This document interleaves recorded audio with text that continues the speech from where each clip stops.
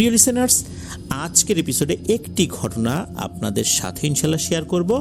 আর এই ঘটনাটি আমরা যার কাছ থেকে পেয়েছি তার নাম শরণ ভৌমিক। উনি একজন মাইক্রোবায়োলজিস্ট। উনি বর্তমানে ব্র্যাক, চাঁদপুর সদরে কর্মরত রয়েছেন। যে ঘটনাটি উনি পাঠিয়েছেন, ঘটনাটি শোনার পর আপনারা বুঝতে পারবেন যে আমাদের লোভ আমাদেরকে কোথায় নিয়ে যায়। লোভ এবং দারিদ্র্য, এই দুটো জিনিস আমাদেরকে কতটা নিচে নামাতে পারে। অভাবের তাড়নায় মানুষ যখন দিশেহারা হয়ে পড়ে, তখন লোভের বশবর্তী হয়ে অনেক অনৈতিক কাজ করতেও মানুষ দ্বিধাবোধ করে না। লোভ যখন একবার পেয়ে বসে, তখন মানুষ আরো বেশি পাওয়ার আশায় ন্যায় অন্যায় ভুলে যায়।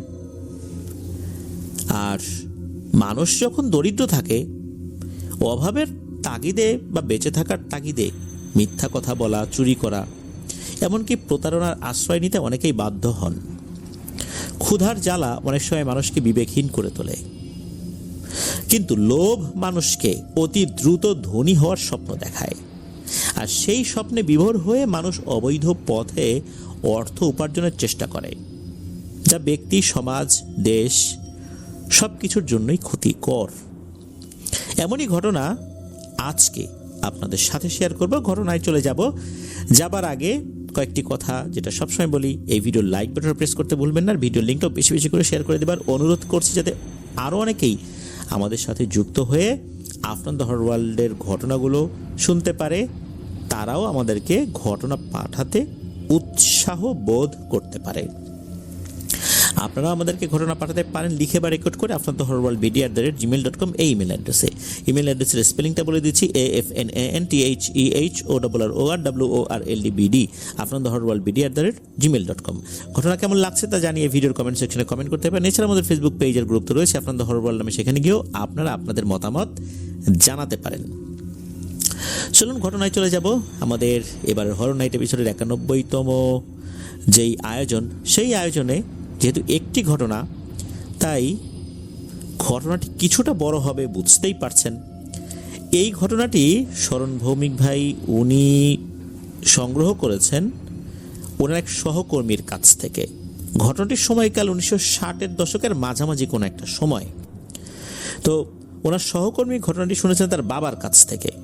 ঘটনাটি শুরু করার আগে একটি কথা এটা বোঝার সুবিধার্থে বলতে হচ্ছে, সেটা হচ্ছে এই ঘটনাটি কিন্তু ভাঙা ভাঙা অর্থে যে আমরা এটা বোঝাতে চাচ্ছি, ঘটনাটি আসলে পরিপূর্ণভাবে গুছিয়ে লিখতে গিয়ে বিভিন্ন অংশ জোড়া দিয়ে পরিপূর্ণ একটা রূপ দেওয়ার চেষ্টা করা হয়েছে।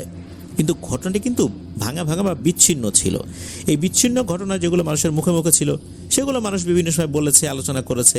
এভাবেই কিন্তু এটা একটা পরিপূর্ণ ঘটনার রূপ পেয়েছে। তাছাড়া কিন্তু এই বিক্ষিপ্ত ঘটনাগুলো একত্রে একদিনে আসে নাই। মানুষ বিভিন্ন সময় বিভিন্ন জায়গায় শুনেছে, আলোচনা করেছে। এইভাবেই কিন্তু মানুষের মধ্যে পুরোপুরি একটা ধারণা সৃষ্টি হয়েছে ওই ঘটনা সম্পর্কে। তো ঘটনাটি ঘটেছিল চট্টগ্রাম জেলার ফটিকছড়ি উপজেলার জাফতনগর ইউনিয়নের কোনো একটি গ্রামে। গ্রামের নামটি শরণ ভৌমিক ভাই আমাদেরকে দিয়েছেন, কিন্তু সঙ্গত কারণে গ্রামের নামটি উল্লেখ করা যাচ্ছে না। ওই গ্রামের একজন যুবক, তার নাম, সেই যুবকের নাম নারায়ণ। বন্ধুদের সাথে অলস আড্ডা আর কিছুক্ষণ পর পর চা পান করা, এটা ছিল তার অভ্যাস। লেখাপড়া করেছে ক্লাস 6 পর্যন্ত। ওই পরিবারের অর্থ উপার্জনের একমাত্র উৎস ছিল তার বাবা, যিনি পেশায় একজন মুচি ছিলেন, যিনি জুতা সেলাই করে তাদের সংসার চালাতেন। পরিবারের এই টানাপোড়েন কখনোই এই নারায়ণকে খুব একটা ভাবাতো না। পরিবারের কি হলো না হলো, বাবা কিভাবে উপার্জন করছে, এটা নিয়ে তার কোনো একটা চিন্তা নাই। তার মতো ভব ঘুরে আর একজন আছে, তারই বন্ধু, দুই বন্ধু একই ধরনের। সেই বন্ধুর নাম হচ্ছে সুরেশ। সুরেশের পারিবারিক অবস্থা এতটা ভালো ছিল না, বাবা দিনমজুরে কাজ করত। এই যে সুরেশ আর নারায়ণ, এই দুই মানিক জোরের স্বভাবে যেমন মিল ছিল, অন্যান্য কাজে কর্মেও মিল ছিল। দুজন একসাথে ঘুরতো, আড্ডা দিত। খাবারের সময় হলে এই দুই বান্দা বাড়িতে এসে হাজির, পেট পুরে খাবার খেয়ে আবার বাড়ির বাইরে চলে যেত। এইভাবেই সারাক্ষণ তাদের কাজকর্ম চলতো। তাদের বাবারা যে এত কষ্ট করছে, তাদের মধ্যে তেমন কোনো কাজের আগ্রহ দেখা যেত না। লাগামহীন চলাফেরা, এলোমেলো আচার আচরণ, এই সমস্ত কারণে গ্রামবাসীরা সবসময় দুইজনকে নিয়ে সমালোচনা করত যে এদের কাজ করার বয়স হয়ে গেছে, বয়স 25-26 হয়ে গেছে দুইটারই, অথচ তাদের বাবারা কি কষ্ট করতেছে আর এরা কি উদাসীন, কাজকাম করে না। তাদের আবার একটা বিষয় খুব আগ্রহ ছিল, সেটা হচ্ছে অতিপ্রাকৃত বিষয়। তারা নিজেরা যখন বসতো এগুলো নিয়ে আলোচনা করত। দুইজন তো বসে বসে মাঝে মাঝে এরকম আড্ডা দেয়। এদিকে হয় কি, এক মুরব্বির সাথে দেখা হয়। মুরব্বির সাথে দেখা হয়ে তো মুরব্বির সাথে যখন আলাপ আলোচনা করছে, তো মুরব্বি তো স্বাভাবিকভাবেই বলতেছে যে তোরা দুজন যে এই যে ঘুরে ঘেরে বেড়াস, তোদের বাবাদের কত কষ্ট করে, তাদের কষ্ট লাঘব করতে হয় না। এখন তারা বলে যে ও কাকা বাবু, আমাদের তো এই সমস্ত কাজ ভালো লাগে না। বাবা দিন মজুর করে, তারপরে আমাদের আরেকজনের বাবা জুতো সেলাইয়ের কাজ করে, এগুলো আমাদের দ্বারা হবে না। আমরা কিভাবে অল্পতে ধনী হওয়া যায় সেই চিন্তা করতেছি। তখন ওই মুরব্বী রাগ করে বলে, ধনী যদি হইতে চাস তাহলে তন্ত্রমন্ত্র সাধনা করে জিন ভূত দেখে নিয়ে ওদের কাছ থেকে টাকা পয়সা নিয়ে নে, এছাড়া তো তোদের মতো উড়নচণ্ডীর আর কোনো উপায় দেখি না। এই বলে মুরব্বী চলে যায়। উনি কিন্তু রাগ করে বলেছিলেন। এই বিষয়টাই ওদের মাথার ভিতরে কাজ করে, যারে তাই তো জিন ভূত সাধনা করে বা তন্ত্রমন্ত্র সাধনা করে যদি ভাগ্য ফেরানো যায় তাহলে কেমন হয়। এই কথা বলতে বলতে ওদের একজন পরিচিত ব্যক্তির নাম মনে আসে, তার নাম হচ্ছে যতীন। এই যতীনকে ওনারা কাকা বলে সম্বোধন করতেন। এই যতীন কাকা ছিলেন একজন তান্ত্রিক। অনেক মানুষ তার কাছে আসতো সাহায্যের জন্য, ভালোই টাকা পয়সা ইনকাম করতো ওই যতীন চাচা বা যতীন কাকা। তো এই যে যতীন কাকা, তার স্ত্রী সন্তান অনেক আগেই মারা গিয়েছে। সন্তানাদি ছিল, তারাও একে একে মারা গিয়েছে, আর সব শেষে তার স্ত্রী মারা গিয়েছে। বহুদিন হলো উনি একাই আছেন, উনি আর বিয়ে শাদী করেন নাই। সহায় সম্পত্তি ওনার ভালোই আছে।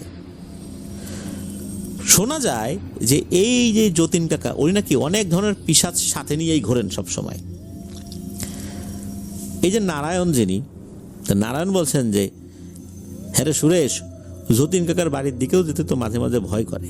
একা মানুষ, বাড়ির চারদিকে জঙ্গল, কিভাবে যে একা একা বাস করে তা উপরওয়ালাই জানে।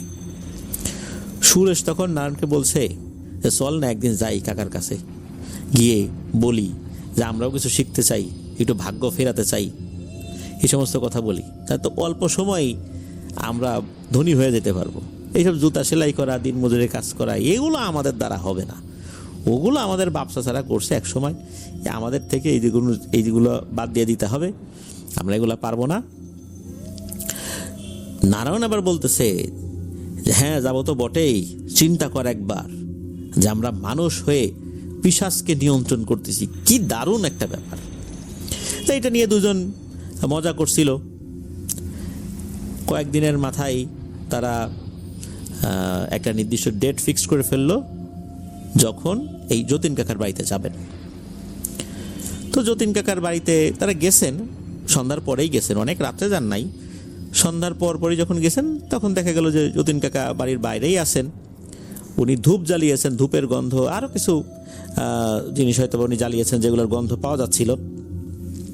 তো যতীন কাকা আবার এই দুজনকে চিনতেন। তো যতীন কাকা বলে উঠলেন, কিরে বাবারা, এত সময় পার করে এই সন্ধ্যার পরে আসলি আমার বাড়িতে, কোনো দরকার আছে? তো সুরেশের নারায়ণ বলল, কাকা না এমনিতেই এদিক দিয়ে যাচ্ছিলাম, ভাবলাম যে আপনার সাথে দেখা করে যাই, আপনাকে তো খুব একটা দেখি না, আপনি আপনার কাজে ব্যস্ত থাকেন, এই জন্য আসলাম আর কি। তখন ওই যতীন কাকা বলছেন যে আচ্ছা আসছিস যখন আয়, ভেতরে আয়, কথাবার্তা বলি। সন্ধ্যার পরে তো এখানে রুগী টুগি আসে না, এখন আমি কাজ ছাড়াই আছি, আয় কথাবার্তা বলি, বউ পোলাপান তো আর নাই, তোদের সাথে একটু গল্প সল্প করি। তো যতীন কাকা তাদেরকে ঘরের ভিতর নিয়ে গেছেন, জ্বলন্ত তেলের প্রদীপে আলোকিত একটি ঘরে। ঘরের দেয়ালগুলো বেশ অদ্ভুত। অদ্ভুত এই অর্থে যে ওই দেয়ালের ভিতরে বিভিন্ন ধরনের প্রতীক, বিভিন্ন ধরনের চিহ্ন, এগুলো আঁকা। আর এগুলোতে যতীন কাকাই এঁকেছেন আর কি, এটা বোঝা যাচ্ছে। তো যতীন কাকা উনি তো মানে নিজে বসছেন, তাদেরকেও বসিয়েছেন। যতীন কাকা নিজে থেকেই বলেন যে তোরা যে কী জন্য আসছিস সেটা কিন্তু আমি কিছুটা হলেও বুঝতে পারছি, কারণ তন্ত্রমন্ত্র সাধনা করি তো এই ছেলে ছোকরাদের হাঁটা চলার ভাব দেখলেই বুঝতে পারি। কোনো কোনো ছেলে ছোকরা আসে, কোনো মেয়েকে পছন্দ করে, তাকে বশ করার জন্য। আবার কোনো কোনো ছেলে ছোকরা আসে, কারোর সাথে মারামারি লাগছে, তাকে বান মারতে হবে। তোদের আশা কিন্তু এই ধরনের কোনোটার মধ্যেই পড়ে না, এটা বুঝতে পারছি। তোরা এই পিশাচ সাধনা সংক্রান্ত বিষয় জানতে আসছিস, তাই তো? এই কথা শোনার সাথে সাথে নারায়ণ এবং সুরেশ চমকে গিয়ে দুজনের দিকে অবাক দৃষ্টিতে তাকালেন। বুঝতে পারলেন যে এই যতীন কাকার অভিজ্ঞতা অনেক বেশি। বহু মানুষকে উনি দেখছেন, তো ও দেখলেই বুঝতে পারেন যে কার হাব ভাব কেমন, কে কোন ধান্দায় এসেছে আর কি। তো যাই হোক, যতীন কাকা বলে উঠলেন, শোন রে বাপু, এগুলো দুর্বল হৃদয়ের লোকদের জন্য না। এই পিশাচ নিয়ন্ত্রণ করা এটা মোটেও সহজ কাজ না। এর জন্য ত্যাগ, আনুগত্য এবং নিজের আত্মার একটা অংশ দিয়ে দিতে হয়। সেই সাথে নিজের প্রিয়জনদেরকেও, অর্থাৎ নিজেদের যে প্রিয়জন আছে এই প্রিয়জনদেরও অনেক সময় পিশাচ দাবি করে বসে। এইসব পথ কখনোই ভালো ফল বয়ে আনে না। আমার তো অনেক কিছু আছে, ধন সম্পত্তি আছে, কিন্তু দেখ তো আমার পরিবারে কেউ আছে কিনা। উপরওয়ালা তো সব দিছিল, এখন তো কিছুই নাই। আমার স্ত্রী নাই, সন্তানাদি নাই, কেউ নাই। আমি পথ হারা এক পথিকের মতো জীবনযাপন করতেছি। আমি যখন মারা যাব, আমার শেষকৃত্যে যে কেউ আত্মীয় স্বজন আসবে এমন লোকজনও নাই। এই জন্য বলি যে এইসব চিন্তা ভাবনা মাথার থেকে সরিয়ে ফেলাই ভালো। জীবন অনেক সমস্যা আসবে, সমাধানও হবে, কিন্তু এই পথে একবার জড়িয়ে গেলে সমাধানের পথ আর খুঁজে পাওয়া যায় না। একথা শোনার পর সুরেশ বলে, কাকা আমরা তো দুজনেই চেষ্টা তো করি, সাফল্য তো খুঁজে পাই না। এদিকে পারিবারিক অবস্থা ভালো না, আর ব্যবসা ছাড়া যে কাজগুলো করছে এগুলো আমাদের করতে ভালো লাগে না। তাই আসলাম আর কি তোমার কাছে, তোমার মতো হতে চাই আমরা। তো যতীন কাকা বললেন, তো তোরা যে কাজ কাম করিস, কি কাজ কাম করিস, কোন কাজে তোরা সাফল্য তোরা পাবি? তোরা তো কাজ কামই করিস না, খালি ঘুরে বেড়াস। এই কাজে যে সফলতা পাবি এটা তো আমি কোনো নিশ্চয়তা দিতে পারি না। তোদেরকে দিয়ে হবে না রে, যা তোরা চলে যা। সুরেশ এবং নারায়ণ বলে, না কাকা, হয়তো বা উপরওয়ালা চাইছেন যে আমরা অন্য কোনো কাজ না করি, এগুলোই আমরা করব, এই জন্য হয়তো বা উপরওয়ালা অন্য কোনো কাজে আমাদেরকে জড়াইতে দেয় নাই। তুমি এইভাবে চিন্তা করো না, তাহলেই তো হয়। তখন যতীন কাকা কিছুক্ষণ চুপ করে থেকে বলে, কিন্তু এই যে কাজ, এই কাজটা তোরা যত সহজ মনে করতেছিস এতটা সহজ না রে, অনেক কিছু ত্যাগ করতে হবে। নারায়ণ বলে যে, কাকা আমাদের নিজেদের জীবনের যে অবস্থা, ত্যাগ করবার মতো কিছু নাই। মানুষজন আমাদেরকে যেভাবে তুচ্ছ তাচ্ছিল্য করে কথাবার্তা বলে, আর কি হবে? পরিবারে গেলেও তো ভাত খেতে বসলে মা বাবা যে ধরনের কথাবার্তা শোনায়, এতে করে পিশাচের হাতে মরাই ভালো। হয় মরবো, না হয় বুক ফুলিয়ে বাঁচবো, দুটোর একটা কিছু করি। তোমার মতো আমরাও 2-4 পয়সা উপার্জন করি, আর তোমার তো ছেলে পুলে নাই, আমরা তোমার 2 জন শিষ্য হব। যতীন কাকা এই কথা শোনার পর কিছুটা হাসি দিয়ে বললেন যে, আচ্ছা ঠিক আছে, তাহলে শোন। এই বলে উনি কিছু আচার অনুষ্ঠানের বর্ণনা দিতে লাগলেন আর কি, যে বর্ণনাগুলো আসলে এই পিশাচ সাধনার সাথে যায়। যেমন শ্মশানে গিয়ে প্রাচীন মন্ত্র জপ করা, রক্তদান করা, রাতভর ভয়ঙ্কর অনেক ধরনের রিচুয়াল করা, তারপরে শ্মশানের যে ভূমিটা, এই ভূমির জাগরণ অনুষ্ঠানটি অমাবস্যার অন্ধকার রাত্রে শুরু করতে হবে। শ্মশানের সবচেয়ে জনশূন্য অংশে এটা করতে হবে। এমন একটা স্থান হতে হবে যেখানে 100 বছরের উপরে আগুন জ্বলেছে, অর্থাৎ মানুষ পোড়ানো হয়েছে এমন কোনো শ্মশান, পরিত্যক্ত শ্মশান হলে হবে না। যেখানে অসংখ্য মৃতদেহের ছাই মাটির সাথে মিশে গিয়েছে। তারপর যে এই কাজটা করবে, সাধনা করবে, কাছাকাছি কোনো একটা নদীতে একটি ধর্মীয় স্নানের মাধ্যমে নিজেদেরকে পবিত্র করতে হবে। তারপর শ্মশানের ছাই দিয়ে তাদের দেহে লেপন করতে হবে, অর্থাৎ ছাই দিয়ে দেহ লেপন করতে হবে। তারা কেবল একটি কালো কাপড় পরবে, যা অন্ধকারকে আলিঙ্গন করার একটা ইচ্ছার প্রতীক হয়ে সেটা শরীরকে জড়িয়ে রাখবে। একটি মৃত শিশুর হাড়ের গুঁড়ো ব্যবহার করে চারপাশে একটি প্রতিরক্ষামূলক বৃত্ত আঁকতে হবে। বৃত্তের ভেতরে 5টি মাথার খুলি একটি পেন্টাগ্রামের একটা চিহ্ন এঁকে সেখানে সাজাতে হবে। প্রতিটিতে আলাদা আলাদাভাবে নৈবেদ্য দিতে হবে, যেমন কাঁচা মাংস, মানুষের চুল, একজন বিধবা নারীর চুল, একটি কাফনের ছেঁড়া টুকরো এবং আহ্বানকারীর নিজের রক্তের একটা ফোঁটা।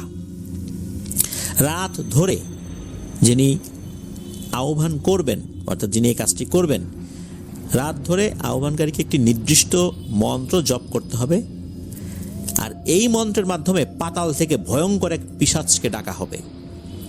যিনি ডাকবে তার মন সম্পূর্ণরূপে নিবদ্ধ থাকতে হবে। এই কাজটার প্রতি ভয় বা সন্দেহ থেকেও নিজেকে মুক্ত রাখতে হবে।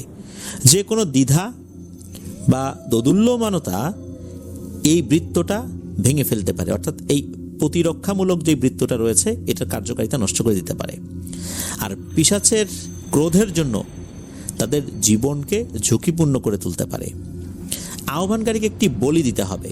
একটি কালো ছাগলকে একটি মন্ত্রপুত ছুরি দিয়ে তার গলা কেটে ফেলতে হবে। ছাগলের রক্তটি বৃত্তের ভেতরে দিতে হবে। রক্ত মাটিতে মিশে যাওয়ার সাথে সাথে আহ্বানকারীকে পিশাচের নাম পুনরাবৃত্তি করতে হবে। আর নৈবেদ্যের সাথে কিছু রক্ত মেশাতে হবে। নৈবেদ্যের পরে আহ্বানকারীর সামনে ভয়ঙ্কর পিশাচ দর্শন দেবে। আহ্বানকারীকে ভয় না পেয়ে, তাদের বিবেক বোধ না হারিয়ে এই ভয়ঙ্কর দৃশ্যগুলো সহ্য করতে হবে। এটা হবে তাদের ইচ্ছার পরীক্ষা, তাদের যোগ্যতার একটি পরিমাপ। যদি আহ্বানকারী বেঁচে থাকে, ভয় না পায়, তাহলে তাদের কাজ সফল হবে। আর তাদের এই সাধনার বিনিময়ে একটি পিশাচ চলে আসবে, একটি নির্দিষ্ট কাজও দাবি করবে। ওই একটা নির্দিষ্ট কাজ সবসময় করেই যেতে হবে। এটা এমন কিছু যা এই অন্ধকার জগতের সাথে তার একটা সম্পর্ক তৈরি করবে, আর অন্ধকার জগতের কোনো ভয়ঙ্কর কোনো একটা প্রাণীকে তাকে আজ্ঞাবহ হতে বাধ্য করবে। যতীন কাকা এই সমস্ত কথা বলে আরো জোর দিয়ে বলেন যে পিশাচকে দিয়ে কাজ করাতে গেলে সবসময় একটি মূল্য তারা আদায় করে। আহ্বানকারীর কাছে যে জিনিসটা মূল্যবান এমন কিছু দাবি করে। এটা তাদের স্বাস্থ্য, তাদের বিবেক, তাদের প্রিয়জন, এমনকি তাদের নিজের জীবনও হতে পারে। যতীন কাকা একটি সতর্ক বার্তা দিয়ে বললেন যে পিশাচ হলো বিদ্বেষের একটি প্রাণী। এটি তোমাদের আকাঙ্ক্ষাকে বিকৃত করে ফেলবে, তোমাদের আত্মাকে কলুষিত করবে এবং শেষ পর্যন্ত তোমাকে গ্রাস করবে। কেবল সবচেয়ে শক্তিশালী, সবচেয়ে নির্মম ব্যক্তি এটি নিয়ন্ত্রণ করতে পারে, যার মধ্যে মানবিক মূল্যবোধ থাকবে না, নিষ্ঠুর নির্মম হবে। তারপরেও মনে রেখো, পিশাচের সাথে বিজয় কিন্তু দীর্ঘস্থায়ী হয় না, ক্ষণস্থায়ী হয়। কারণ এটা নিয়ে যারা কাজ করে এদের পরিণতিও ভয়ঙ্কর হয়। যতীন কাকার কথা শুনে নারায়ণ আর সুরেশ ভয় পেয়ে যায়। তারা ভাবতে থাকে তারা কি পারবে এই সমস্ত রিচুয়াল সম্পূর্ণ করতে। কিন্তু তাদের যে বেকার অবস্থা, তাদের যে মানসিক একটা উচ্চাভিলাষী চিন্তাভাবনা,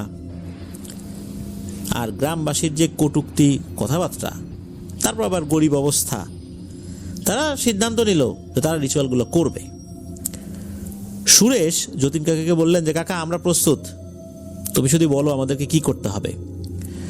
যতীন কাকা বললেন চিন্তা ভাবনা করে দেখ বাবারা, আমি চাই না তোদের কোনো ক্ষতি হোক, তারপরও তোরা যদি এসব করতে চাস তাহলে সামনের অমাবস্যার রাতে এই সাধনা করতে হবে।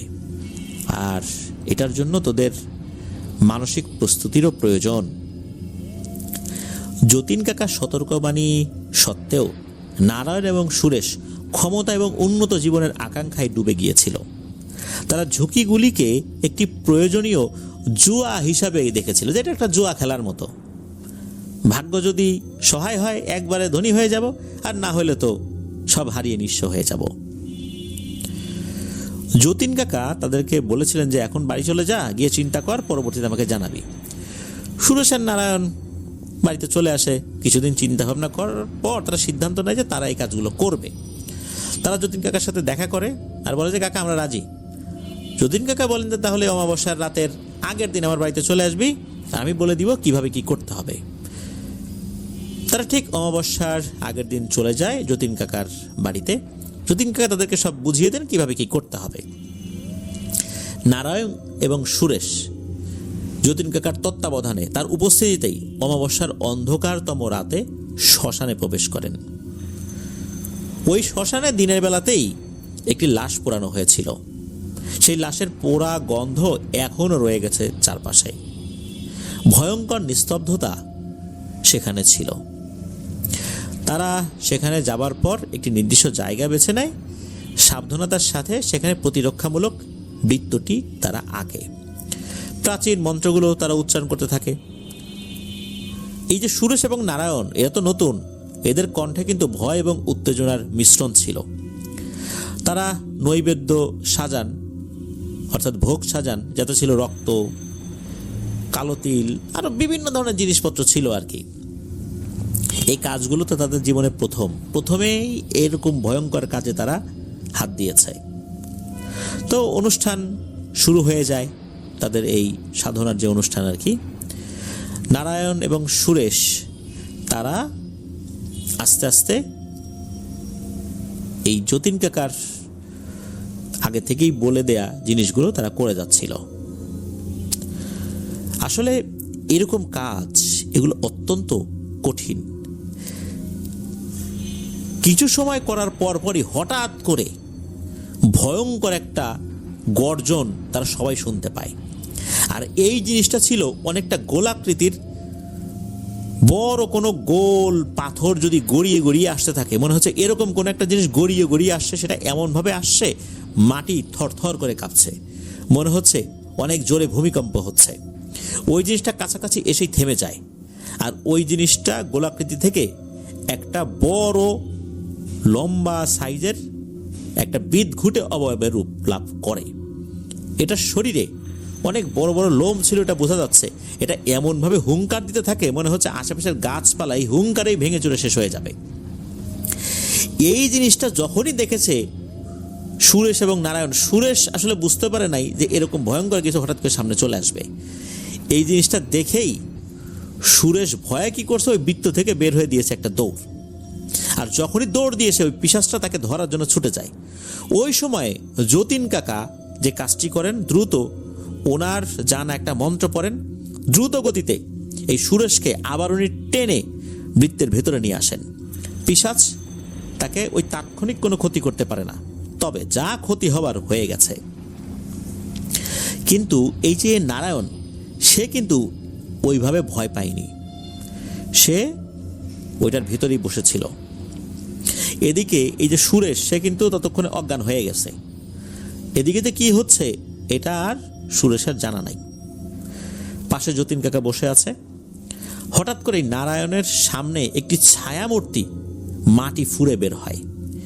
এটা দেখতে খুবই অপরূপ, যে কেউ দেখলে তার রূপের মোহে পড়ে যাবে। এই নারী মূর্তিটা ধীরে ধীরে বৃত্তের চারপাশে ঘুরতে থাকে এবং অদ্ভুত দৃষ্টিতে নারায়ণের সাধনা ভঙ্গের জন্য চেষ্টা করতে থাকে, তাকাতে থাকে আর কি। অনেক চেষ্টা করার পরও নারায়ণকে কোনোভাবেই তার বশে আনতে পারে না। এরপর ওই অভাবটা কি করে, নারায়ণের সামনে থাকা 5টি মাথার খুলিতে দেওয়া নৈবেদ্য থেকে একটি নৈবেদ্য গ্রহণ করে আর নিমেষেই ভ্যানিশ হয়ে যায়। এর অল্প কয়েক সেকেন্ড পরে হঠাৎ করে মাটি ভেদ করে আর একটা কুৎসিত নারী অবয়ব বের হয়ে আসে। এই জিনিসটা বের হয়েই নারায়ণকে আক্রমণ করতে যায়। এমনভাবে আক্রমণ করতে যাচ্ছে মনে হচ্ছে এখনই তাকে ধরে মেরে ফেলবে, কিন্তু সে যদি 300 কিলোমিটার গতিতেও নারায়ণের দিকে এগিয়ে আসে, ওই বৃত্তের ওখানে এসেই তার গতিটা একদম স্লো হয়ে যায়, থেমে যায়। আসলে সে ওই বৃত্তের ওই গণ্ডির মধ্যে আসতে পারে না। ওই অবয়বটাও অনেক চেষ্টা করার পরও নারায়ণের যেই সাধনা, এই সাধনায় কোনো ব্যাঘাত ঘটাতে পারে না। এরপর ওই অবয়বটা নারায়ণের দেওয়া যেই সমস্ত নৈবেদ্যগুলো সামনে ছিল ওখান থেকে 2টা গ্রহণ করে সেও ভ্যানিশ হয়ে চলে যায়। নারায়ণ সে কিন্তু মন্ত্র উচ্চারণ করেই যাচ্ছিল। হঠাৎ করে সে বুঝতে পারে চারদিক যেন ভেঙে এমনভাবে মাটির নিচে দেবে যাচ্ছে, তার বসার জায়গাটাও হয়তো বা পাতালে চলে যাবে, আর বিশাল একটা ঝড় আসবে। যতীন কাকা নারায়ণকে উদ্দেশ্য করে বলে, নারায়ণ, যা হওয়ার হয়ে যাক, তুই এই পরীক্ষায় যদি পাশ করতে পারিস তাহলে তুই বিজয়ী, সুরেশের মতো ভুল করিস না। এসব বলতে বলতে প্রকট হয় বিশাল দেহি এক পিশাচ। এইটাকে দেখে নারায়ণ এতটাই ভয় পেয়েছে, ভয় তার শরীরটা পুরো মনে হচ্ছে বরফে পরিণত হয়েছে। বিশাল দেহি এই অবয়বটার যা চেহারা তা আসলে বর্ণনা করবার মতো না। এর দাঁতগুলো যেন হাতির দাঁতের চাইতেও বড়, আর কণ্ঠস্বর মনে হচ্ছিল একসাথে 10-12 জন মানুষ কথা বললে যেরকম হয় ওই রকম কণ্ঠস্বর তার। এই জিনিসটা কিন্তু একদম কঙ্কালসার শীর্ণকায় দেহের, তবে অনেক লম্বা। তার চোখ রক্তবর্ণের, ধারালো এই সমস্ত হাতির মতো দাঁত বেরিয়ে এসেছে। এর নখগুলো অস্বাভাবিক লম্বা এবং বাঁকানো। এই পিশাচের শরীর থেকে পচা মাংসের দুর্গন্ধ বের হচ্ছে। এর চামড়া শুকনো এবং খসখসে। তার মুখাবয়ব হিংস্রতায় পরিপূর্ণ, যা দেখে নারায়ণ কিছু সময়ের জন্য হলেও নিজের বিবেক বুদ্ধি সব হারিয়ে ফেলেছে। ওই অবয়বটি নারায়ণকে উদ্দেশ্য করে বলে, এই তোর সাহস তো কম না, তুই আমাকে সাধনা করবার সাহস করছিস? তবে তোর সাধনায় আমি তুষ্ট। তুই বেশ কিছু পরীক্ষায় পাশও করেছিস, আমি তো দাসত্ব গ্রহণের জন্য প্রস্তুত। কিন্তু জানিস তো, আমাদেরকে দাস বানাতে হলে তোকে কিন্তু মূল্য দিতে হবে, আর তা হলো তোর প্রিয়জনের জীবন। একথা শোনার পর ক্ষমতার আকাঙ্ক্ষা তার বিবেক বোধকে একদম মেরে ফেলেছিল। সে তো চিন্তা করছে যে কি করবে না করবে। পিশাচ তখন টিটকারি করে বলছে যে, কিরে, তুই অল্পতেই বিচলিত হয়ে গেলি, আমাকে কিভাবে দাস হিসাবে রাখবি রে?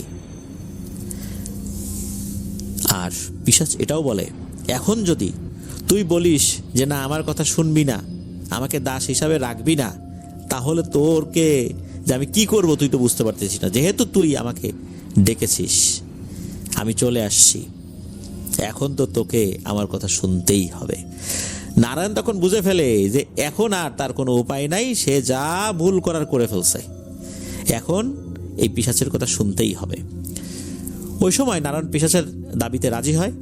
এখন প্রিয়জন বলতে সে একটা বুদ্ধি করে, দূর সম্পর্কের এক আত্মীয়ের নাম বলে, যেই আত্মীয়ের নামটাই সে জানে, তাকে খুব ভালো করে চেনেও না, তবে সে এক্সিস্ট করে, অর্থাৎ সে বেঁচে আছে। ওই সময় ওই পিশাচটা বলে যে ঠিক আছে, তার জীবনটা আমি নিলাম।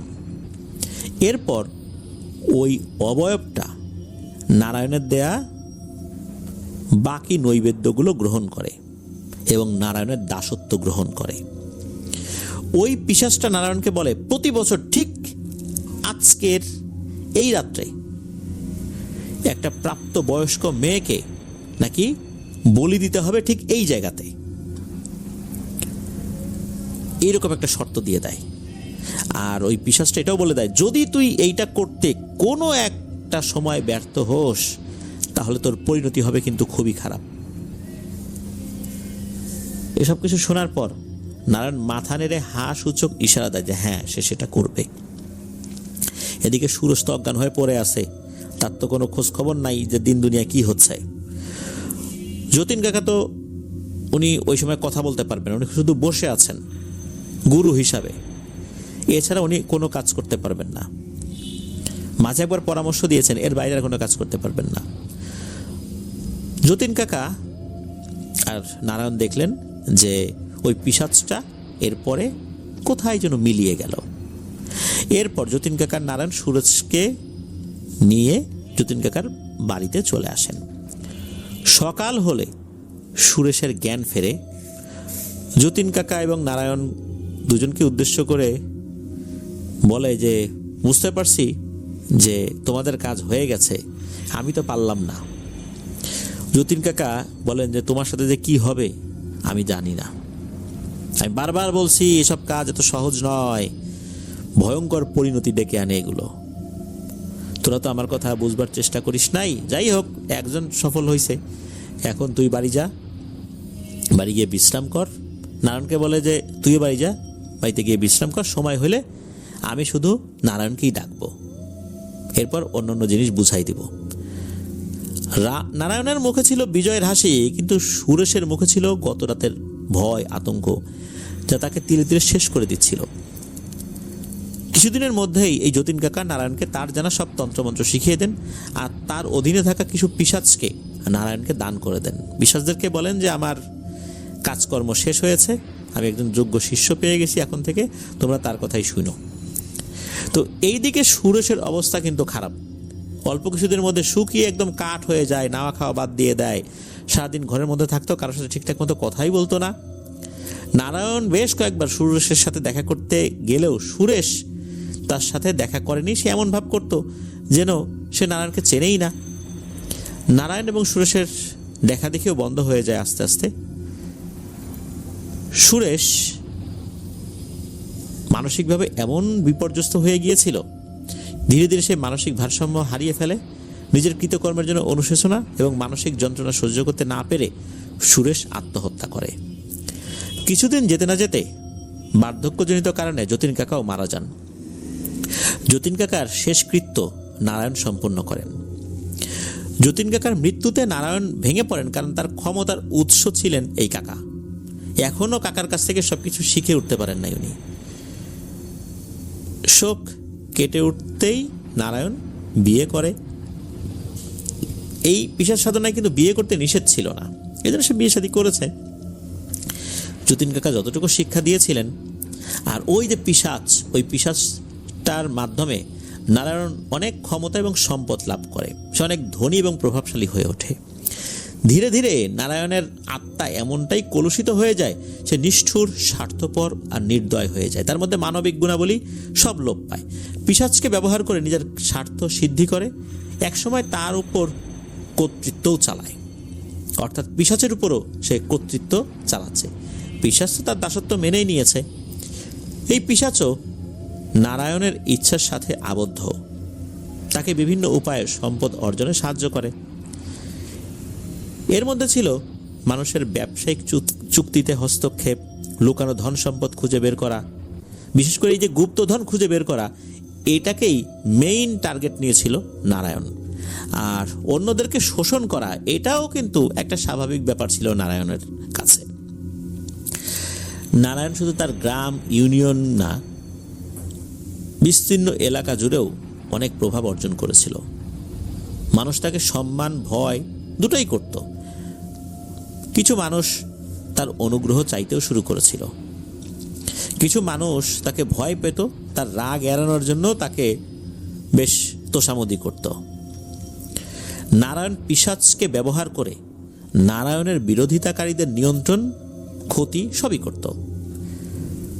নারায়ণ পিশাচ ব্যবহার করতে থাকলে তার নৈতিক দৃষ্টিভঙ্গি অবশ্যই ক্ষয় হবে, এবং হয়েছিলও তাই। নারায়ণ আস্তে আস্তে ভয়ঙ্কর নির্মম হয়ে ওঠে। তার লক্ষ্য অর্জনের জন্য যা কিছু দরকার তাই সে করত। নারায়ণ অন্যদের প্রতি সহানুভূতিশীল হওয়ার ক্ষমতাও হারিয়ে ফেলে। মানুষকে কেবল সে হাতিয়ার হিসেবে ব্যবহার করত। এক পর্যায়ে নারায়ণ তার পরিবার, তার সম্প্রদায় থেকেও বিচ্ছিন্ন হয়ে পড়ে। নারায়ণ যেহেতু যতীন কাকার কাছ থেকে তেমন কোনো বিদ্যা শিখতে পারেন নাই, যতীন কাকা বার্ধক্যজনিত কারণে মারা গিয়েছিলেন, নারায়ণ প্রায় পুরোটাই ছিল পিশাচের শক্তির উপর নির্ভরশীল। আর এই জিনিসটাই নারায়ণ সে ভুল করেছিল এই অর্থে, সে পুরোপুরি পিশাচের উপর নির্ভরশীল হওয়ার কারণে পিশাচও তাকে পেয়ে বসেছিল। পিশাচকে দিয়ে সে অনেক কাজ করাচ্ছিল, তবে সে আসলে নিজের অজ্ঞাতসারেই পিশাচের হাতের পুতুলে পরিণত হয়। কোনো কাজের বিনিময়ে পিশাচ যাই চাইতো নারায়ণ সেটা দিতে বাধ্য ছিল। আর এই সমস্ত জিনিসগুলো করতে করতেই নারায়ণ নিষ্ঠুর নির্মম হয়ে ওঠে। বাহ্যিক সাফল্য সত্ত্বেও নারায়ণ কিন্তু কখনো ঠিকমতো ঘুমাতে পারত না। ঘুমালেই নাকি ওই পিশাচ তাকে স্বপ্নের মধ্যে যন্ত্রণা দিত, আর পিশাচ মনে করিয়ে দিত যে ওই পিশাচটার মাধ্যমে সে যে ক্ষমতা ঐশ্বর্যের একটা মালিকানা পেয়েছে তার জন্য কিন্তু মূল্য দিতে হবে। এভাবে কেটে যায় অনেক দিন। ওই পিশাচটিকে খুশি করবার জন্য কত নিরীহ মেয়ের যে বলি হতে হয়েছে এটা নারায়ণই জানে। কিন্তু পাপ যখন অন্তিম পর্যায়ে চলে যায় তখন কিন্তু কোনো কিছু আর কাজে আসে না। নারায়ণের শক্তি, লোভ, লালসা এতটাই খারাপ পর্যায়ে চলে যায় যে একটা পর্যায়ে সে চিন্তা করে যে পিশাচকে সে শায়েস্তা করবে, কারণ পিশাচ অনেক সময় তাকে বিরক্ত করত। যদিও পিশাচকে সে দাস হিসাবে রেখেছিল, কিন্তু পিশাচ বিরক্ত করত, হুমকি ধামকি দিত। এর মধ্যে সে এমন এমন কিছু কাজ শিখে ফেলেছিল আস্তে আস্তে। ওই অল্প বিদ্যা, যেটা আমরা বলি না যে অল্প বিদ্যা ভয়ঙ্করী, সে মনে করেছিল যে এই পিশাচের কথা না শুনলে পিশাচ আর কি এমন ক্ষতি করতে পারবে, কিছুই করতে পারবে না। তো একটা পর্যায়ে একটা সমস্যা দেখা দেয়, সেটা হচ্ছে যে এটা কি পিশাচই কোনো একটা মায়াজাল সৃষ্টি করেছিল নাকি নারায়ণই ভুলে গিয়েছিল, এই বিষয়টা আসলে বলাটা মুশকিল হয়। সেটা হচ্ছে যে কোনো এক রাতে, বছরের ওই যে একটা নির্দিষ্ট রাত, যেই রাতে পিশাচ তার দাসত্ব গ্রহণ করেছিল, সেটা অমাবস্যা হোক পূর্ণিমা হোক, কারণ বছরে তো ওই দিন আসলে একটা চাঁদের হিসাবে তো সেটা পরিবর্তন হয়ে যায়। আগের বছরে যেই রাত্রে অমাবস্যা হয়েছে সেটাতে পরের বছরে ওই রাত্রে অমাবস্যা হবে, এটাও তো বলা মুশকিল। সোজা কথা ওই রাত হলেই হইল। তো ওই রাতটা নারায়ণ কোনো কারণে ভুলে গিয়েছিল, ওই রাতের কথা অনেকদিন আগে থেকে ভুলে গিয়েছিল। যদিও তার একটা আয়োজন থাকে যে কোন মেয়েকে ফাসলিয়ে নিয়ে এসে তাকে বলি দিবে, এরকম তো একটা আয়োজন থাকে, কিন্তু সে বিভিন্ন কাজে ব্যস্ত হয়ে সেই বিষয়টা মনে করেছিল যে আজ না কাল, কাল না পরশু করি, যেহেতু অনেকদিন ধরে করে আসছে। কিন্তু ওইবার ওই রাতের কথা সে ভুলে যায়, আর ভুলে যাওয়াটাই নারায়ণের ভয়ঙ্কর ক্ষতির কারণ হয়ে যায়। ওই পিশাচটা নারায়ণকে মনে করে দিতে থাকে যে এখন আর বলি দিলে লাভ নাই, তুই তো আমার সেই নির্দিষ্ট সময়ে আমাকে খুশি করতে পারিস নাই। এইভাবে ওই পিশাচটা নারায়ণকে ভয়ঙ্করভাবে যন্ত্রণা দিতে শুরু করে। নারায়ণ বুঝতে পারে যে এবার সে পিশাচের পুরোপুরিভাবে বন্দী হয়ে পড়েছে। পিশাচকে দিয়ে কাজ করাতে করাতে সে ভুলেই গিয়েছিল যে এই পিশাচের শক্তিতে সে আসলে শক্তিশালী হয়েছে। তার আলাদা করে কোনো জাদুবিদ্যা সেভাবে শেখা হয়নি, যেহেতু যতীন কাকা খুব দ্রুতই মারা গিয়েছিলেন। তাকে শিষ্য হিসাবে গ্রহণ করার পর তার কাছ থেকে তেমন কিছু শিখতে পারেন নাই, শুধু পিশাচের শক্তিতেই সে শক্তিশালী ছিল। এখন পিশাচ তো তাকে নিয়ন্ত্রণ করা শুরু করেছে, এখন কি হবে? আসলে এর থেকে বের হওয়ার আর কোনো উপায় ছিল না। নারায়ণ একটা পর্যায়ে মৃত্যুবরণ করেছিল, খুব যন্ত্রণাদায়ক মৃত্যু। নারায়ণ জীবিত থাকা অবস্থায় তার শ্যালক তার শিষ্য হয়েছিল। এই যে বিভিন্ন জায়গার থেকে মেয়েদেরকে ধোঁকা দিয়ে নিয়ে আসা, এই প্রত্যেকটা অপকর্মের মেইন কাজটা করতো কিন্তু তার এই শ্যালক, যেটা নারায়ণের স্ত্রীও জানতো না। আসলে পরিণতি মানুষের কোন ভাবে যে খারাপ হয়ে যায় এটা বলা মুশকিল, কারণ নারায়ণের জীবনে অনেক ধরনের অপকর্ম রয়েছে। এর মধ্যে একটা জিনিস শোনা যায়, যেটা মানুষের মুখে মুখে বেশি শোনা যায়, সেটা হচ্ছে রহিম শেখ নামের একজন ব্যক্তির সাথে নারায়ণের দ্বন্দ্ব বাধে। এই দ্বন্দ্বের কারণও ছিল ভিন্ন। এই রহিম শেখের উপর নারায়ণ কালো জাদু করেছিল। রহিম শেখ ছিলেন একজন ধার্মিক এবং দয়ালু মানুষ। গ্রামের যারা গরিব মানুষ তাদেরকে এই রহিম শেখ সবসময় সাধ্য অনুযায়ী সাহায্য করার চেষ্টা করতেন। এই রহিম শেখের জনপ্রিয়তা নারায়ণের চক্ষু শূল হয়ে যায়। নারায়ণ মনে মনে রহিমকে ঘৃণা করত, কারণ গ্রামের মানুষ নারায়ণকে ভয় পেলেও রহিমকে ভালোবাসতো মন থেকে। রহিম মানুষজনকে বোঝাতো নারায়ণের কাছে না যাওয়ার জন্য, নারায়ণের কাছ থেকে সাহায্য না নেয়ার জন্য। একদিন গ্রামের চেয়ারম্যান, যার নাম ছিল আব্দুল কাদের মণ্ডল, সে এসে নারায়ণের কাছে বলে যে, নারায়ণ, তুমি তো রহিম সম্পর্কে জানো, সে তোমার নামে অনেক কথা বলে বেড়ায়। এই রহিম আমার কোনো কথাই শোনে না, গ্রামের পঞ্চায়েতে আমাকে কোনো সম্মানই করে না, গ্রামের মানুষ বিচার আচারে আমাকে ডাকে, কিন্তু আমি যে বিচার করে দেই সেই বিচার এই রহিম মানে না, এমনকি লোকজনও মানে না। তারা আবার রহিমের কাছে যায়, রহিম যে বিচার মেনে দেয় দুই পক্ষই সেটা মেনে নেয়। এইভাবে চলতে থাকলে তো সমাজে আমার বাপ দাদারা যে কাজগুলো করে আসে, মানুষের বিচার সালিশ করে আসে, আমাদের একটা সম্মান আছে, আমরা তো আস্তে আস্তে সেই সম্মানটা হারাই ফেলবো, আমরা তো আমাদের ক্ষমতাও হারাই ফেলবো। আর তোমার নামে তো অনেক কথা বলে, আসো এই রহিমকে আমরা শায়েস্তা করি।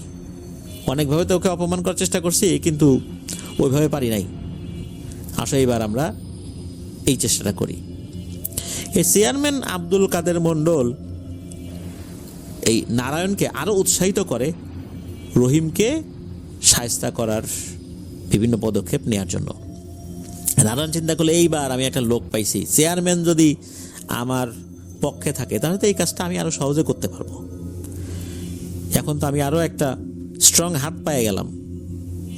তখন রহিমকে সে ভয়ঙ্কর কালো জাদু করার সিদ্ধান্ত নিয়েছিল। একটা ভয় ছিল নারায়ণের মধ্যে, শুরুতে সে কালো জাদু করতে পারে নাই।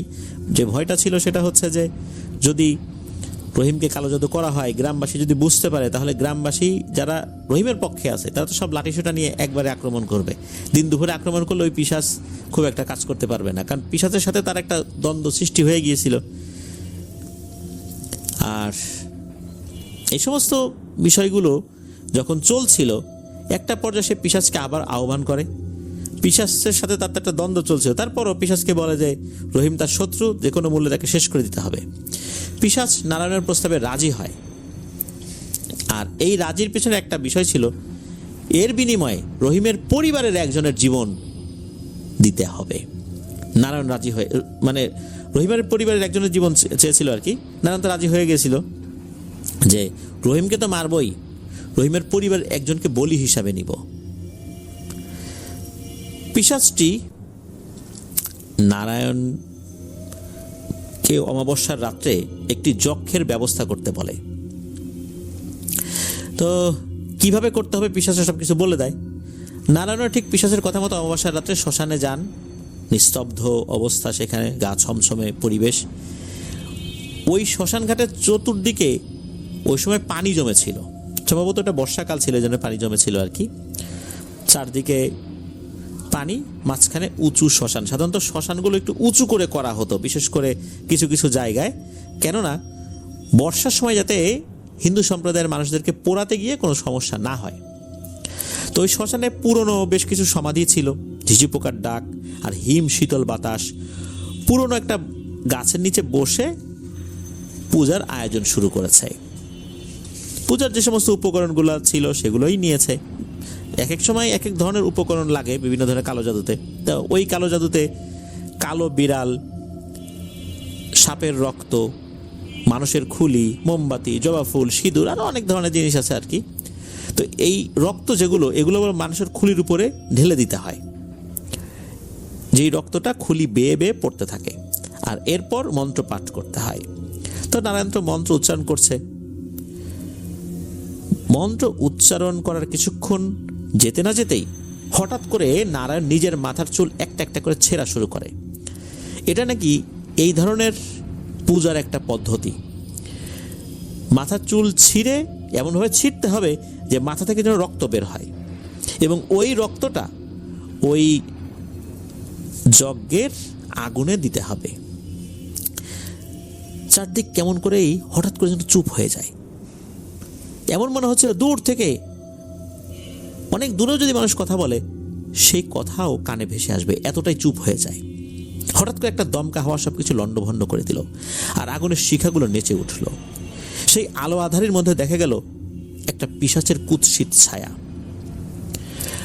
নারায়ণের সাথে থাকা পিশাচটি বলে ওঠে, নারায়ণ, এই যে যাকে দেখছিস সে আমার আপন ভাই, আমার আপন ভাইয়ের কাছে এবার তোর মনের ইচ্ছার কথাটা বল। নারায়ণ চিন্তা করলো যে পিশাচটা এই কাজটা নিজে করতে পারতো, তার আপন ভাইকে কেন ডেকে নিয়ে আসলো। নারায়ণ পিশাচটিকে বলে যে সে রহিম আর তার পরিবারকে শেষ করতে চায়। নারায়ণের কথা মতো পিশাচটি রাজি হয়। তখন নারায়ণের পিশাচ আর ওই পিশাচের ভাই এই দুইজন বলে যে নারায়ণের পিশাচ বলে যে রহিমের পরিবারের কোনো একজনকে আমি শেষ করব, আমি বলি হিসাবে সেটা নিব, আর রহিমকে শেষ করবে আমার ভাই। তো এইসব বলতে বলতে তারা হাসতে থাকে। আর হঠাৎ করে দুইজন একসাথে নারায়ণের মুখের সামনে চলে আসে, তাদের মাথাটা নিয়ে আসে, এসে বলে যে তোর দেয়া সকল নৈবেদ্য গ্রহণ করলাম। হঠাৎ করে মাথাদের কাছে নিয়ে আসে, চমকে উঠেছে নারায়ণ, কারণ দূরে রয়েছে এই দুইটা জিনিস। হঠাৎ করে গলাটা লম্বা করে যদি মাথাটা কাছে নিয়ে আসে তাহলে মানুষ একটু চমকে যাবে, এটাই স্বাভাবিক। এই ঘটনার 1-2 দিন পর থেকেই রহিমের পরিবারের উপর চলতে থাকে ভয়ঙ্কর সমস্ত অত্যাচার। রহিমের স্ত্রীর অসুস্থতা হঠাৎ করে শুরু হয়, সে মাঝে মাঝে পিশাচ দেখতে পায়, তার চোখ লাল হয়ে যায়, হঠাৎ করে শরীরে অস্বাভাবিক শক্তি চলে আসে, ওই জিনে ধরা রোগীদের যেরকম সমস্যা হয় আর কি ওই রকম। তো নিজেকে ক্ষতি করার চেষ্টা করছে, অসংলগ্ন কথাবার্তা বলছে, বিভিন্ন মানুষকে গালি দিচ্ছে, আর রহিমকে উদ্দেশ্য করে বলতো যে আমার রক্ত চাই, রক্ত। এর মধ্যে কি হয়, রহিমের ফসলের ক্ষেত কোনো এক কারণে নষ্ট হয়ে যেতে থাকে। পাশাপাশি জমিতে রাতের বেলা অদ্ভুত ছায়া দেখা যেত। ফসলের জমিগুলোতে যারা মানুষজন অনেক সময় পাহারা দিতে আসতো তারা দেখতো যে অদ্ভুত সমস্ত ছায়াগুলো এই রহিমের ক্ষেতে ঘোরাফেরা করছে।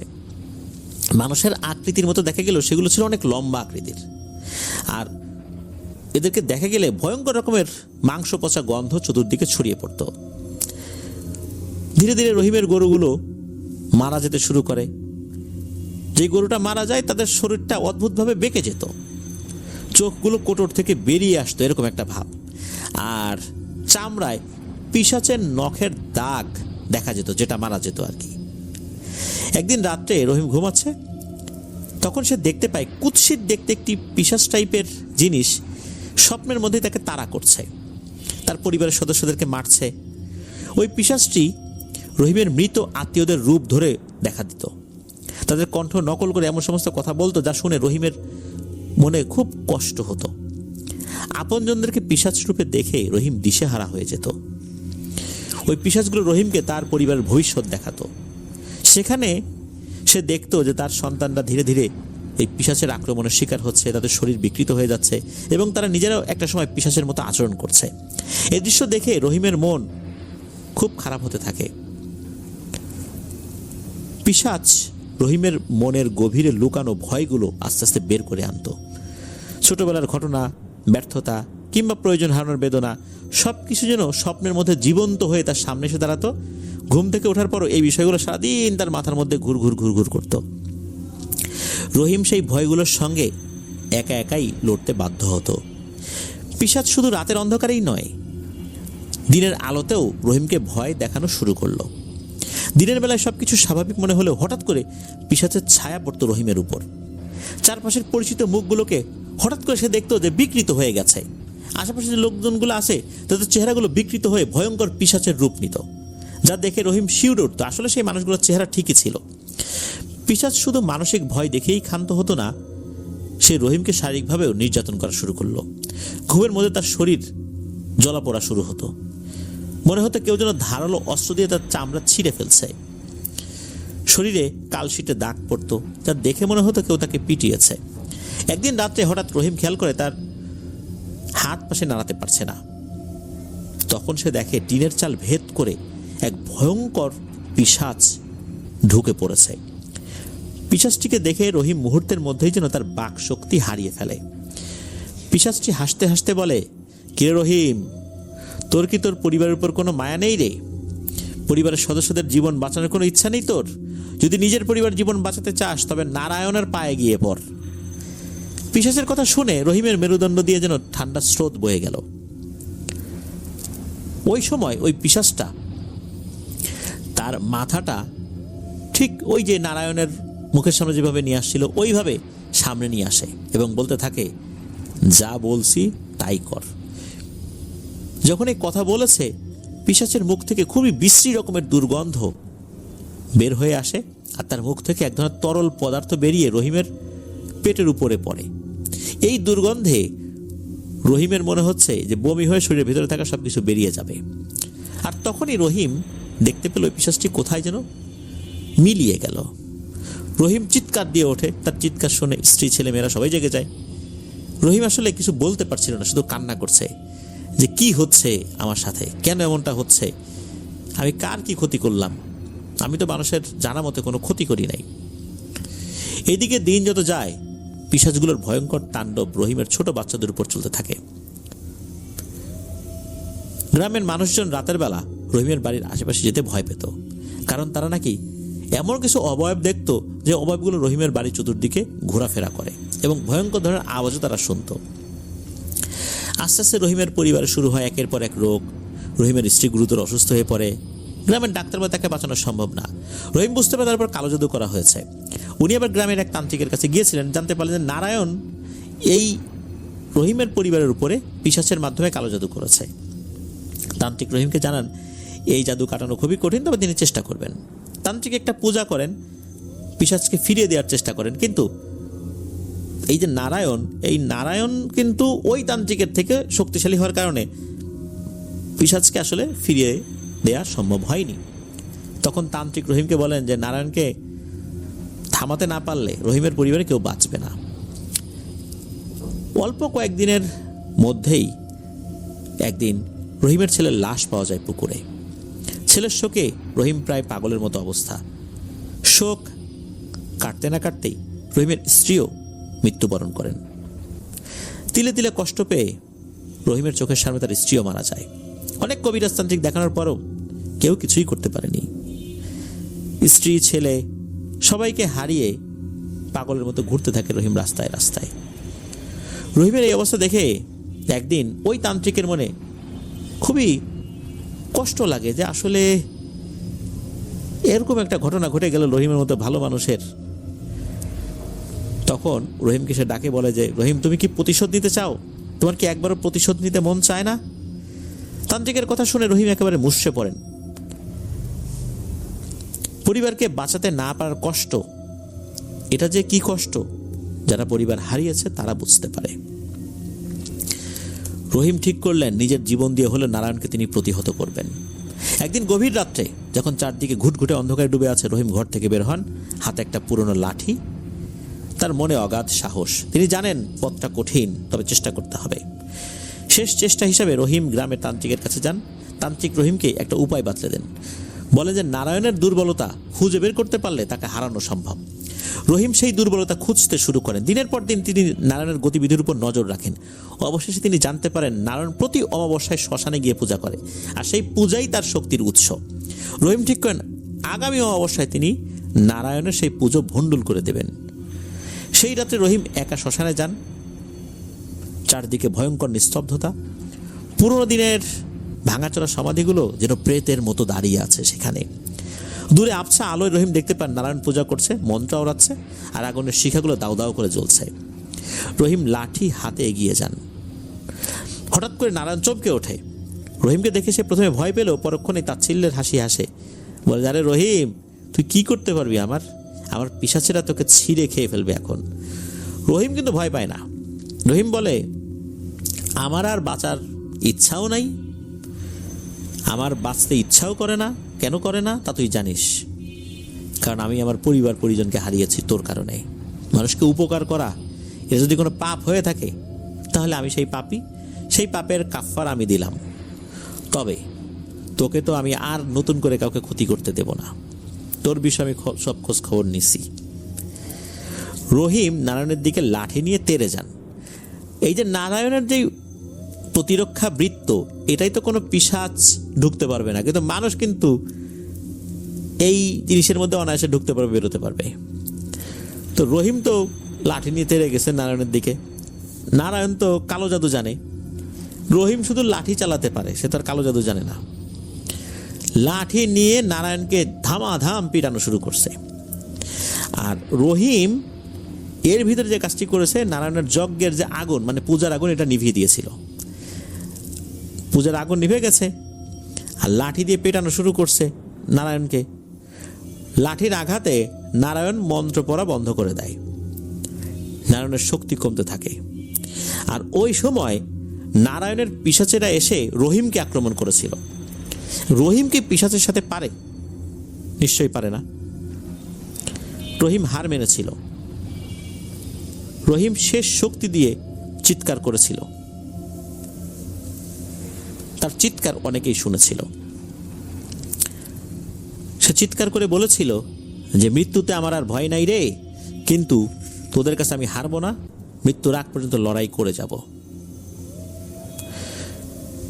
রহিমকে অজ্ঞান অবস্থায় পাওয়া গিয়েছিল, কিন্তু পরবর্তীতে নারায়ণও মারা যায়। রহিমকে জ্ঞান ফেরানোর পর রহিম বলেছিল সে কি কাজ করেছে, আর কয়েকদিনের মধ্যে নারায়ণের মৃত্যু হয়। ধারণা করা হয় ওই যে যজ্ঞের আগুন নিভে গিয়েছিল, হতে পারে যে ওই রাত্রেও কোনো একটা মেয়েকে বলি দেওয়ার কোনো একটা পরিকল্পনা ছিল, যেটা হয়তো বা রহিমের কারণে সফল হয়নি। অন্য কোনো শিষ্যকে নিয়ে আসতে বলা হয়েছিল, কোনো একটা মেয়েকে সেখানে বলি দেবে। এটা জানা যায় না আসলে ওই রাত্রে অন্য কোনো ভয়ঙ্কর ঘটনা ঘটেছিল কিনা। তবে রহিম যতটুকু বলেছিল সেইটা মানুষ কিছু জানতে পেরেছিল। আর নারায়ণ সম্পর্কে সে অনেক কথা শুনেছিল, সে তান্ত্রিকের কাছে সেই কথাগুলো বলেছিল। এইভাবেই কিন্তু নারায়ণ কিভাবে তান্ত্রিক হয়ে উঠেছিল সেই কথাগুলো জানা যায়। এভাবে মানুষের মুখে মুখে বিষয়গুলো ছড়িয়ে পড়ে, আর সেটাই একটা পরিপূর্ণ একটা ঘটনার মতো করে আমরা পেয়েছি। যদিও বা ঘটনাগুলো কিন্তু বিক্ষিপ্ত ঘটনা ছিল, একটার সাথে আর একটা মেলানো এটা সময় সাপেক্ষ ব্যাপার ছিল।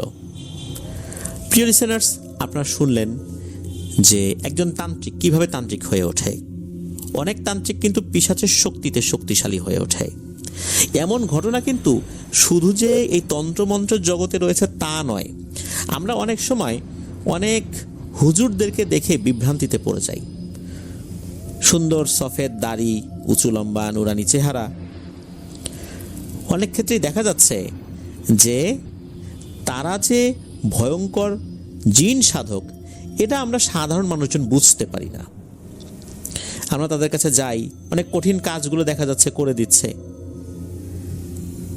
দেখা যাচ্ছে যে তাদের মধ্যে এমন কিছু বাধ্যবাধকতা রয়েছে, তারা আমাদের মতো স্বাভাবিক জীবনযাপন করতে পারে না।